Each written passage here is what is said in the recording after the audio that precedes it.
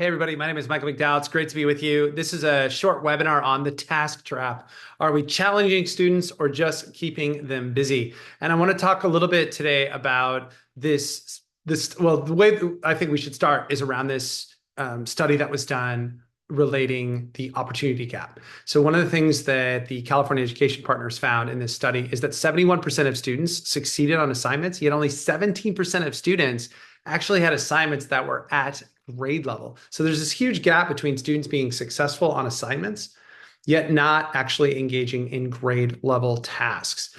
And one of the things that's really important, so Robert Marzano in his research found that the number one school factor is that students have a guaranteed and viable curriculum. And I want to really focus on that idea of guarantee, the guarantee that all students enrolled in the same class are exposed to the same rigorous curriculum. It's not about setting, it's about the tasks. Are students getting the exposure to the same work? City and Elmore and others in the book Instructional Rounds talked about the alignment between what is the student doing, what is the teacher doing, what are the content expectations, and the real focus or the real area of accountability is when these things are aligned, we have rigorous tasks. So a question to be thinking about is, what is the expected rigor of the tasks that your students are being assigned, or in your school or in your system that students are being assigned? And one of the things that I would argue that we need to consider is we really need to look at the task. So and I'll give you an example of why I think that is so important. If you look at this particular standard, so this is a third grade standard. I pulled this from the website Achieve the Core, where most of our standards here in the United States sit. The standard in third grade is to apply the properties of operations as strategies to multiply and divide. So you're looking at the commutative property, you're looking at the associative property, you're looking at the distributive property, and you're making sure that students can apply those different properties to multiply and divide. So that's really what the standard is telling us. And what we need to do is we need to look at different tasks and say, well, which one of these really sits at that standard level? Is this task at that standard level? So decide if the equations are true and false, explain your answer. Is it this one where we look at a word problem and we can see here that students need to describe what what is meant in this situation by 12 divided by 3 equals 4, and describe what is meant by 12 divided by 4 equals 3? Or what about this one when we look at 4 situations are described below? And they have to evaluate which situation actually fits the situation above. So if you are watching this, I would ask you to pause here and think about which of these tasks is tier 1, which one is just below that has some intervention, some support around making sure that you could meet tier 1. So there's some scaffolding that is necessary if a student is struggling with accessing tier 1. And then which of those is tier 2, so below that standard level. So if you want, I would have you pause, talk about that as a team or as a school site, and then come back. And this is actually the alignment. So the one on the top left is tier 1. The one on the top right is tier 1 intervention.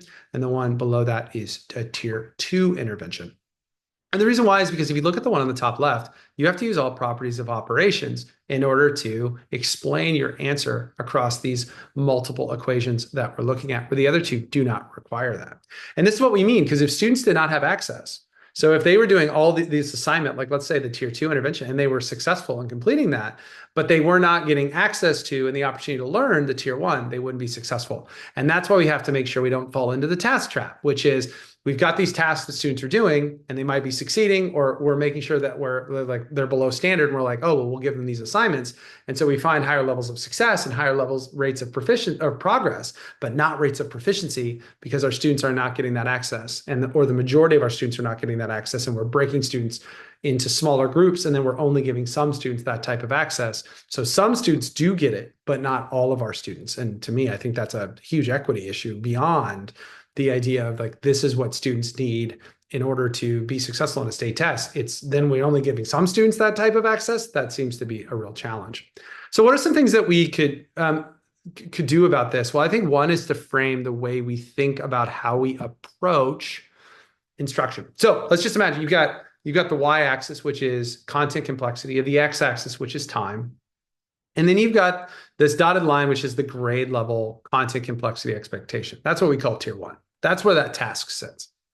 And then you've got tier 1 intervention sits just below that. And then you've got that tier 2 intervention that sits below that. How do we approach teaching? Well, one approach is what we would call the pedagogy of excellence. So this idea that you're using evidence, so it's evidence rich, and you're providing grade level tasks, so high levels of reading, writing, and talking. You're aligning it to the instructional core. So it's tier one. What are the students doing? What are the teachers doing? What is the task? You're using student assessments to constantly adapt. You're always going back to tier one. You're teaching to and through the standard. So it looks kind of like a wave in a class. You're like, okay, we're kind of going up, we're going a little bit down, we're coming back up. This is where and all the students get tier one together. That doesn't mean you might not break groups at some point, but every student, you're always going like, I got to get back to tier one. I got to get back to tier one. I got to get back to tier one. And that's really what we call the pedagogy of excellence. We're looking at a lot of adaptability, but we're really seeing that wave. But the tier one task is it's keeping our balance. It's keeping us stable, balanced. You then have what we call the pedagogy of poverty. This was coined by Martin Huberman in 1991, and he talks about the pedagogy of poverty. This can be evidence rich. There's two forms of the pedagogy of poverty, which we'll look at. One is using evidence and saying, oh, the kids are way below standard. And then saying, so then I'm going to teach exactly where the students are. And then I'm going to slowly try to move towards proficiency. So this is constantly providing students with below grade level opportunities, grade level tasks, grade level instruction, with the hope, the aspiration that at some point we may get to standards level work. We would use data. So it's not that we're not using evidence to inform our work, but we're using that evidence to say, well, then I have to teach below that standard because they don't need the access right now. They're not even there. And a lot of times we'll divide students up. We'll separate kids. That doesn't mean that some students might not get that access, but a lot of the students do not get that access in that explicit instruction, in the guided practice, and in the independent work. And I want us to think about the pedagogy of poverty. It actually curbs aspirational thinking, and it reshapes or reinforces beliefs about expectations of student learning behavior, and it starts to alter our instructional practices over time. And we start to become more didactic, more directional, more about me having power and taking power away from students because they just need more of me. And this forms a vicious cycle of the pedagogy of poverty. And I've put a URL there and a QR code if you'd like. What's the third approach? Not using evidence and saying, okay, well, fine. Well, I'm just going to teach all the standards. I just got to cover them all. And I hear this, right? Like, well, I have to cover every single standard because my principals require me to, which I've actually never heard. I've never heard a principal be like, just go, right? Like that's a myth. But the idea of this pedagogy of privilege is like, we're just going to be on offense. We're just going to go, go, go, and actually require, and then we're just going to cover all the standards regardless of where students are.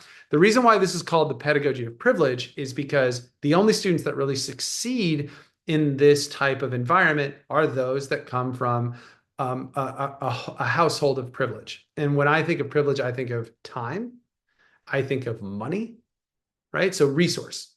So if you have parents at home that know mathematics, then you're going to be okay. And if they have the time to teach that mathematics to you, or they can pay for you to have a tutor, then you're okay. But those students that do not have those types of resources that are made available to them, they will struggle within the pedagogy of privilege.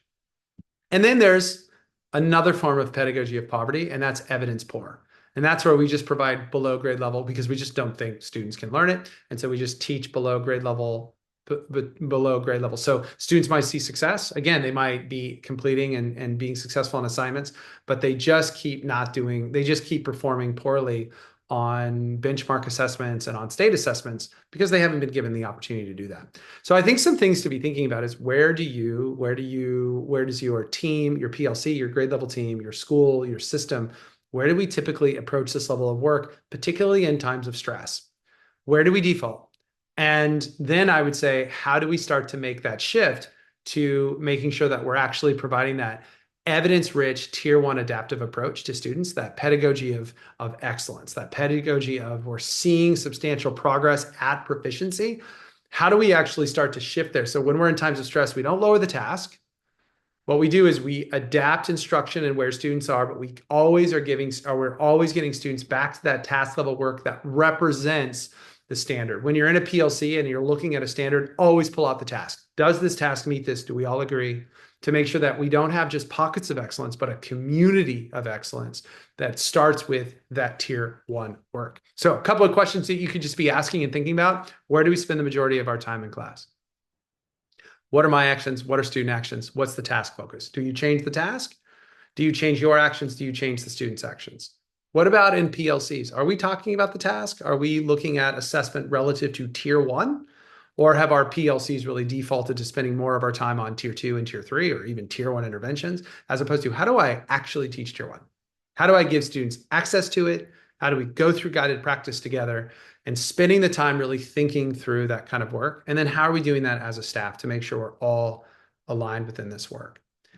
And if you'd like to learn more about the task trap and some of the work that we're doing around the design work around tasks and around this and also around instructional practices, let me know. Happy to jump on a call, talk through it. We just have a quick chat. And thanks, everybody. Take care.